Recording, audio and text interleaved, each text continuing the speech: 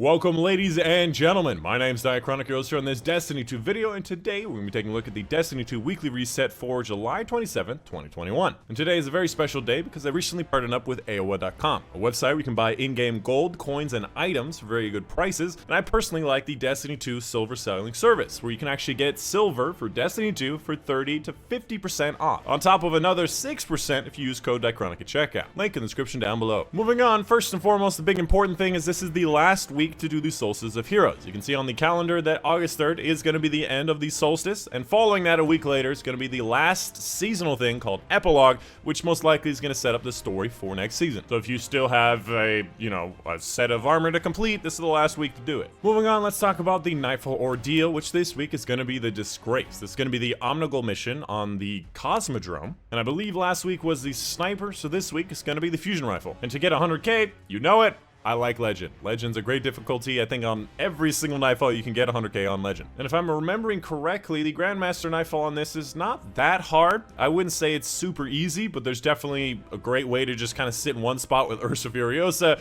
and just kind of tank all the shots and kill all the enemies slowly. And the boss isn't that complicated either. For the Strike playlist, the burn this week is going to be Arc Singe. For the Rotating Crucible playlist, we have Showdown. I'm not really a big fan of Showdown. Moving on to the Europa stuff, first up, for the Empire Hunt, we have the Dark Priestess, a pretty decent mission to do. I also happen to notice the Legend Lost sector is on head. If you want one of the head exotics, it is available. The simulation is going to be Survival, which is going to be the one in the cold, where you're just running. For the Deepstone Crypt Raid Challenge, we have Red Rover. Taking place in the first encounter of the raid, every single person in the game, all 6 people, if you have 6 people, have to do the Operator buff job down below at least once during that encounter. As for the Vault of Glass Challenge, we have the Only Oracle for You. Taking place in, I believe, the second major encounter of the raid, the one where the first time you see oracles, and basically you cannot shoot and destroy the same oracle twice. So you have to do this little rotation thing where you rotate around and kill all the oracles as a team. This one is not that bad, just a little bit of communication, which for some people might be really bad.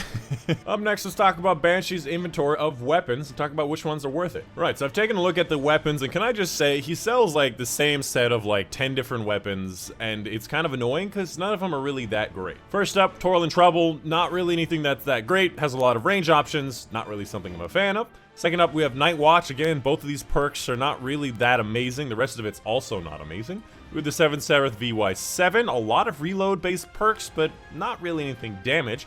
Last Perdition, one of the better guns, and then of course an okay stability, stat-based stuff, but not the best. You can definitely get some damage stuff. It's a 150 grenade launcher, still not amazing on it anyways, and then the 120 with Clown Cartridge Unrelenting, and no spike grenade. So again, not really that great. Not really a lot of great options this week. I would not recommend. Up next, let's take a look at Eververse's inventory. Taking a look at the Bright Dust options, specifically for the Solstice of Heroes. Maybe there's some special stuff at the end of the event. First up, we have the Buoy Shell. If you want to get your Ghost Shell looking like it's in a little buoy. I did get this one last year, so I really did like it. Also having the Oriat Dawn ship, in case this is something that you like. You got the transmit effect to look like this. You got this shader here, Tangerine Gloss. Again, I've never found a good use for this particular shader, but it's very pungent. For the other side of Bright Dust, first up we have the Cable Skipper, which is just skipping rope. You can stop it, you can start it, whatever. You got this Tropicausal Shell, which just looks like you're having a good time. I definitely like the look of that one as well.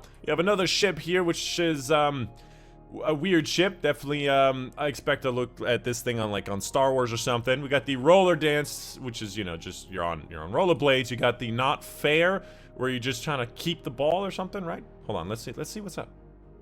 No fair? You're just okay. That was a lame emote. Okay, and then we have the ornament for this. Ew. Bad ornament for the Soros. We have the Ghost Projection, looks like that. Same transmat effect, more transmat effects. They're all pretty straightforward. I do like the ball ones. All those little beach ones are a lot of fun. Welded Brass Shader again on the Hunter. We have the Oiled Algae on the Hunter, and then we have the Vintage Timber. I really like this one for weapons. A lot of weapons look really good with this one. Maybe certain armor pieces, but not this particular one. And then finally, Pomegranate Gloss. Again, another shader that looks really nice on armor and on weapons. I would also recommend this one.